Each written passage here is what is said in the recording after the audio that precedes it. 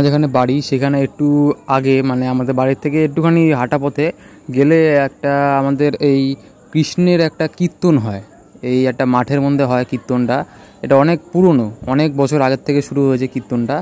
এবার এটা শ্রীকৃষ্ণের কীর্তনটা হয় অনেক দিন, মানে 7 দিন মতন হয়।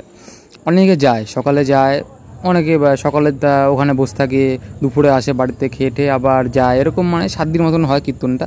আবার লাস্টের দিন মানে 6 দিনের পর 7 দিনে লাস্টের দিন রাত্রেবেলা সারা রাত ধরে রাস হয়, রাসলীলা হয় কৃষ্ণের।